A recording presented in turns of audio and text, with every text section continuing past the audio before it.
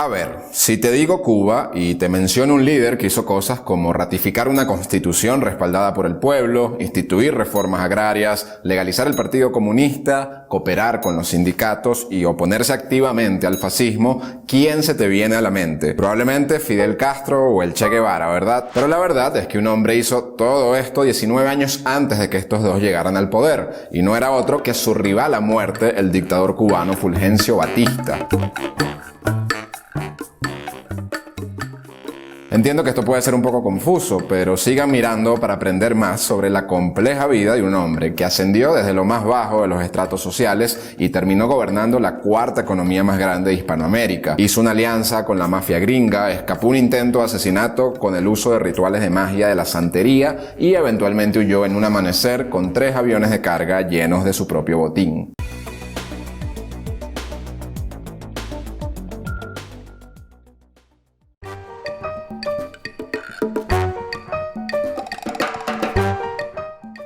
Fulgencio nació el 16 de enero de 1901 en una familia empobrecida de campesinos en Banes, Cuba, un lugar no muy lejos del sitio donde nació Fidel Castro en una casa adinerada de dueños de tierras. Esto fue solo 3 años después de que Cuba se había separado del dominio español en la Guerra Hispanoamericana. En 1898 el Congreso de Estados Unidos pasó una enmienda que le otorgaba completa independencia a Cuba. Sin embargo, esto fue revocado parcialmente por la enmienda Platt en 1901 que le daba poder al gobierno de los Estados Unidos a intervenir a Cuba si los intereses americanos se veían amenazados en cualquier momento. Y Washington tenía bastantes razones para involucrarse en la política cubana. De hecho, entre 30 y 50 millones de razones para ser más específicos. A inicios de 1896, el presidente Grover Cleveland reportó que las inversiones americanas en las plantaciones de caña de azúcar, en ferrocarriles, en la minería y en otras empresas en Cuba estaban entre los 30 y 50 millones de dólares, lo que equivale a unos 1.5 billones de dólares en los montos actuales. La política, la economía y la sociedad cubana tenían una inestabilidad constante. Eran liderados por lo general por presidentes corruptos que a su vez solo servían a los intereses de los propietarios de las industrias, apoyados además fuertemente por los Estados Unidos. Como ejemplo de esto consideremos el caso del PIC, el Partido Independiente de Color. Este fue un partido fundado por afrocubanos veteranos de la guerra contra España. Para 1908 el partido ya había ganado suficientes votos como para amenazar al gobierno del presidente Gómez, a lo que este respondió desmantelando por completo el partido, y como pretexto usó una ley que prohibía la creación de partidos basados en la raza. En respuesta, el PIC lanzó una revuelta y Gómez ejerció una represión violenta, apoyada por el ejército regular y por tropas estadounidenses que habían sido enviadas para proteger los intereses americanos. Más de 5.000 afrocubanos murieron en la revuelta, varios de ellos incluso fueron linchados por pandillas que habían sido incitadas a atacar a los manifestantes de color. Y este era el país en el que crecía el joven Fulgencio. Batista tenía una ascendencia mixta, española, africana, china y criolla nativa. Y se pueden preguntar, bueno, ¿cómo un mestizo de clase baja, un mulato campesino, pudo haber ascendido y dejado su marca en una Cuba con este sistema? Y bueno, la forma de hacerlo fue a través del ejército, al que se unió en 1921 como soldado, más que por vocación personal, por necesidad. El joven Fulgencio tenía sus ambiciones y su servicio en el ejército lo ayudó a hacer sus estudios como periodista y como taquígrafo. Mientras estaba asignado al suburbio Guajay en La Habana, el soldado Batista se enamoró de una mujer llamada Elisa Godínez Gómez. Ella también venía de un trasfondo rural similar y se había mudado a la ciudad después de que su padre había conseguido un trabajo en un hospital psiquiátrico. Fulgencio y Elisa se casaron el 10 de julio de 1926 y tuvieron 3 hijos: Mirta, Fulgencio Rubén y Elisa Aleida. Pero lo cierto es que Batista no estaba completamente satisfecho con su vida de casado y llegó a tener 2 amoríos oficialmente reconocidos. El primero con la madre de una niña llamada Fermina, que había nacido fuera de matrimonio y que él eventualmente la reconoció legalmente. Y el segundo con una mujer llamada Marta Fernández. Pero por ahora no hablaremos de esto sino más luego. En 1928 el soldado se convirtió en el sargento Batista y fue asignado al cuartel del Campo Columbia en La Habana. Fue allí que tuvo contacto por primera vez con otros soldados que se oponían en secreto al gobierno de Gerardo Machado. Y él tenía un gran carisma personal y esto lo hizo desarrollar una larga red de seguidores que eventualmente lo ubicaron en el centro de estos círculos de conspiración contra Machado.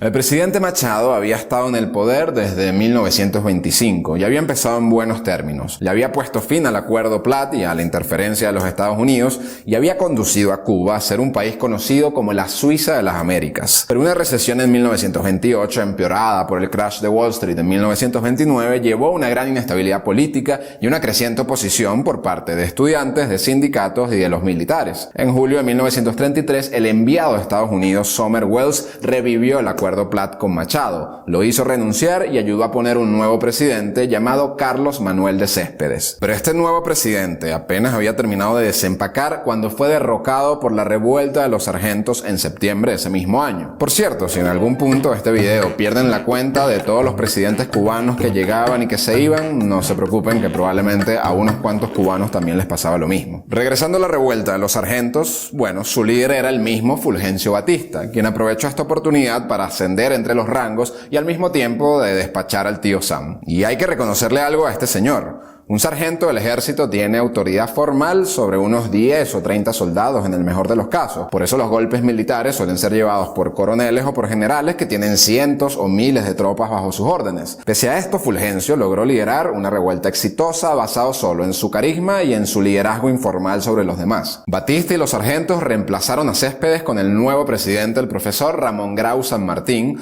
mientras que Fulgencio se promovió a sí mismo y se convirtió en jefe de personal del ejército con el rango de coronel.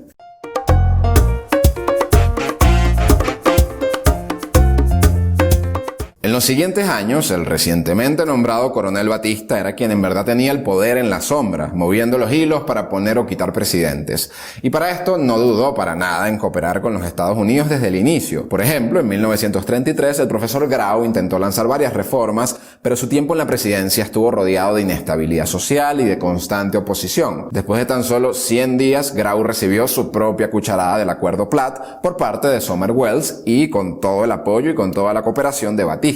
Cuba necesitaba estabilidad y Grau no era el hombre correcto. Así que Batista le entregó la presidencia al coronel Carlos Mendieta, quien tenía el apoyo de casi todas las facciones y, más importante aún, el apoyo de los Estados Unidos. En junio de 1934, el presidente Roosevelt firmó un tratado con Cuba que finalmente derogaba la enmienda Platt. Claro que esto no fue el final de la influencia americana en los asuntos cubanos, pero al menos ya no estaba formalmente aprobado. Puede que Roosevelt se haya dado cuenta que las facciones políticas en Cuba en verdad habían estado usando la enmienda a su favor, creando malestar, creando inestabilidad y así provocando una intervención americana que favoreciera a su lado. Más presidentes fueron y vinieron bajo el mando de Batista: Barnett, Arias y Bru, que por cierto con ese tiempo merece unas felicitaciones.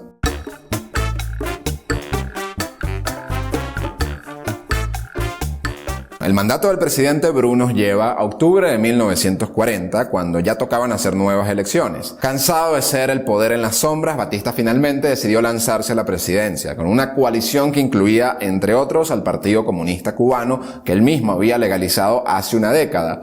Su principal oponente era el viejo conocido profesor Grau. Y aquí fue cuando el coronel Fulgencio Batista, el antiguo y futuro líder de revueltas y golpes militares, llegó al poder de forma democrática, electo como representante del pueblo. Y bueno, se pueden imaginar la sensación de logro por parte de este hijo de trabajadores del campo que se había vuelto un soldado, luego un sargento, después un coronel, y bueno, seguido de ser el que movía los hilos del poder en Cuba, finalmente se convirtió en el primer presidente que no tenía origen europeo en un país que hasta hace poco había estado gobernado por magnates de la caña de azúcar de origen europeo. El primer término del mandato presidencial de Batista, de 1940 a 1944, suele ser visto de forma positiva por muchos historiadores.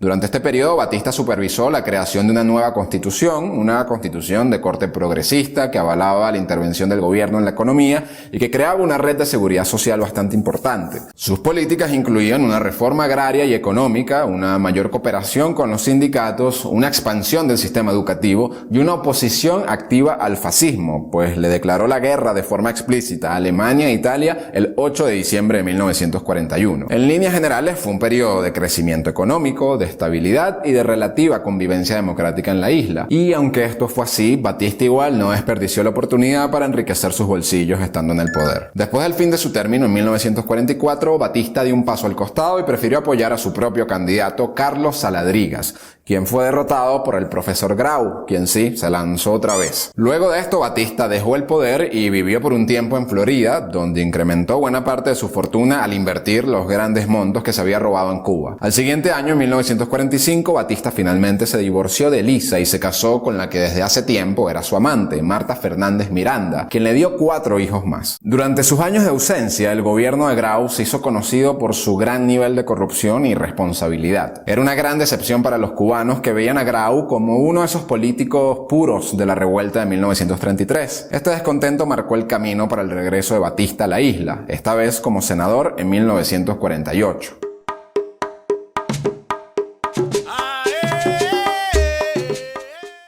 De 1948 a 1952, Cuba estuvo gobernada por el presidente Pío Socarrás. Al igual que Grau, era un líder ambicioso e idealista cuya agenda estuvo empañada de mucha corrupción y estancamiento económico. Cuando convocaron unas nuevas elecciones, en junio de 1952, Batista se lanzó por segunda vez, y cuando anticipó que iba a perder las votaciones, el antiguo coronel ejecutó un golpe de estado el 10 de marzo de 1952, afortunadamente sin sangre. Washington reconoció de forma inmediata a este nuevo gobierno cubano. Parecía que el enfoque inicial de Batista cuando gobernó anteriormente había cambiado. Al principio de su segundo mandato suspendió la Constitución de 1940 que él mismo había instituido y restringió varias libertades civiles. Mientras que en 1940 buscó la alianza de los sindicatos y del Partido Comunista, esta vez se apalancó en los dueños de las tierras y en los empresarios. La situación económica no mejoró y la corrupción del gobierno se disparó por completo. Si bien en 1940 su acumulación de riquezas pudo parecer como algo paralelo a su gobierno populista, esta vez la corrupción era una meta prioritaria y evidente. Por otra parte, si bien en sus años previos en el poder había buscado la cooperación con los Estados Unidos principalmente como una forma de mantener el poder, esta vez recibió con brazos abiertos la influencia del gobierno americano y de su sector privado. Para finales de 1950, corporaciones en manos de ciudadanos americanos poseían el 90% de las minas cubanas, el 80% de los servicios públicos, 50% de las vías férreas, 40% de la producción de azúcar y 25% de los depósitos bancarios. En su esfuerzo, además, para impulsar el turismo, Batista también invitó a un tipo particular de emprendedores norteamericanos para que invirtieran en una industria tan típica de Cuba como los habanos y el ron, la industria de las apuestas.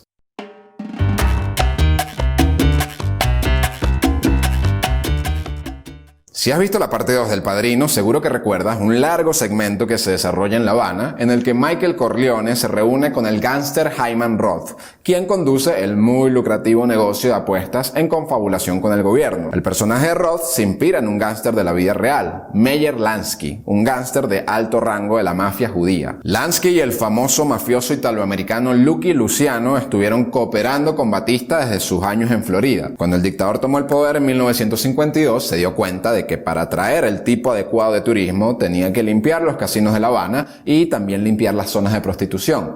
¿Y quién mejor para hacer este trabajo que la misma mafia? Lansky tenía una gran habilidad para organizar operaciones complejas y para conducir negocios de forma hipereficiente. Se encargó de los casinos convirtiéndose en una especie de ministro de las apuestas. Y a ver, ¿qué obtenían Lansky, Luciano y otros gángster como santo traficante en retorno por hacer todo esto? Bueno, por un lado, obviamente bastante dinero del gobierno de Batista, pero principalmente obtuvieron la libertad total para traficar cocaína dentro y fuera de la isla. Esto era un tiempo en que los miembros VIP de los clubes más prestigiosos de La Habana tenían hasta su propio casillero para guardar su porción de cocaína. El autor T.J. English describió La Habana en este periodo como una mezcla volátil de Monte Carlo, Casablanca y la antigua ciudad de Cádiz, todos en uno. Una infusión de prostitutas, apuestas de alto nivel, conspiraciones revolucionarias secretas, represión violenta y pandillerismo. Y aún así, la alianza nada virtuosa de Batista con la mafia era solo un pequeño síntoma de una enfermedad mucho más amplia que plagaba toda Cuba. Corrupción rampante en el gobierno, creciente desempleo, trabajo de campo en condiciones paupérrimas y una dependencia tóxica a una economía monoproductora de caña de azúcar. El sistema avanzaba hacia un posible colapso y un joven abogado se iba a aprovechar de esta situación y iba a acelerar ese colapso. Y aquí es cuando entra en escena el joven Fidel Castro.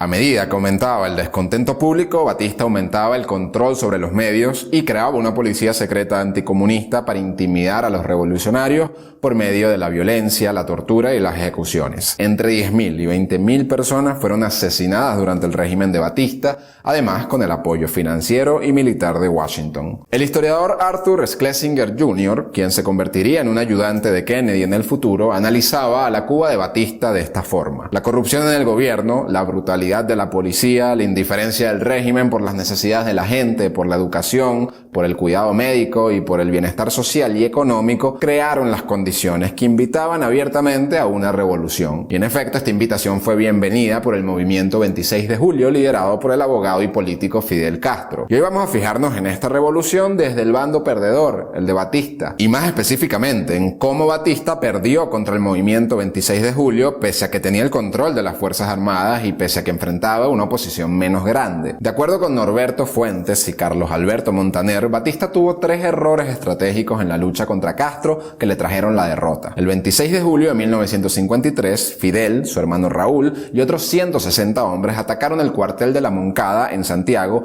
con la esperanza de incitar a un levantamiento general, pero el resultado fue que varios de los insurgentes fueron asesinados y los hermanos Castro fueron arrestados. Batista ya tenía a Fidel bajo su control, sin embargo lo dejó libre en 1955 al conceder una amnistía general a los insurgentes. Este fue el primer error. Luego Fidel se fue a México y el 2 de diciembre de 1956 regresó a Cuba a bordo del barco Granma, seguido por 81 revolucionarios que buscaban generar un levantamiento general. Pero nuevamente no lo lograron. La mayoría de los insurgentes fueron asesinados, pero Castro y otros pocos lograron escapar a la selva de Sierra Maestra. Y el ejército de Batista, en vez de empujar a los invasores de vuelta hacia el mar, los persiguieron hacia el interior de la isla y les dieron la oportunidad de que se conformaran y que se organizaran como un comando exitoso de guerrilla. Y este fue el segundo error, pues esto dio oportunidad a que los seguidores de Castro aumentaran muchísimo en números y que sus acciones se hicieran más efectivas. Así Batista también perdía la oportunidad de acabar con ellos de forma rápida. Y en las palabras de Montaner, Batista no terminaba con Fidel por avaricia, el suyo era un gobierno de ladrones. Tener a esta pequeña banda guerrillera en las montañas le daba una ventaja, pues con esto podía ordenar grandes gastos especiales de defensa de los cuales podría robar mucho dinero. Y el tercer error es que para el momento en que Batista envió una fuerza significativa de 10.000 soldados, el ejército de Castro ya se había vuelto muy fuerte y el ejército de Batista se había vuelto muy corrupto para ser efectivo.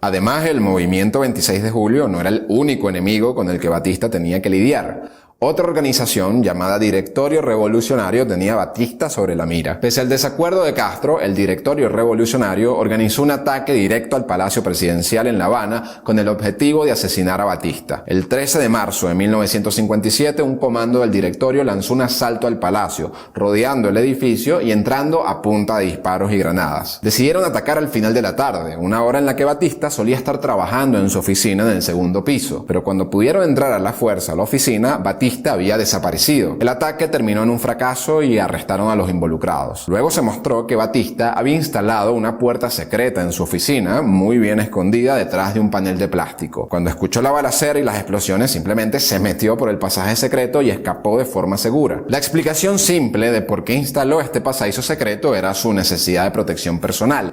Pero también hay otra explicación un poco más extraña. Natalia Bolívar es una experta en santería, la práctica religiosa originada en África que practicaban varios grupos en Cuba. Según ella, Batista estaba fascinado con este tipo de rituales, especialmente con uno llamado la letra del año. En esta ceremonia, los babalaos, que son como los curas de la santería, determinan qué odu, es decir, qué señal o qué letra va a dominar dentro de determinado año. Batista fue informado que el odu para 1957 era Obara May, que significa el rey debe encontrar un escape de los lugares que habita, un escape secreto. Así que Batista sintió que debía instalar una puerta secreta justo un mes antes del intento de asesinato. Y bueno, aunque logró escapar de este ataque en específico, él no iba a estar seguro por mucho tiempo. Fidel y Raúl estaban cada vez más cerca de La Habana. Según el escritor T.J. English, Batista pasó las últimas semanas de la revolución recluido en su palacio. Su cordura ya estaba prácticamente perdida. El dictador pasaba sus días atiborrándose de comidas muy finas semanas, interrumpiendo sus banquetes solo para ver películas de terror o para ir a vomitar en el jardín. El 27 de diciembre de 1958, un tren que llevaba una carga de armas y municiones sumamente necesitada por el ejército regular de Batista fue capturado por el Che Guevara en Santa Clara. Con esto Batista se dio cuenta que ya estaba condenado. Renunció a la presidencia y en las primeras horas del 1 de enero de 1959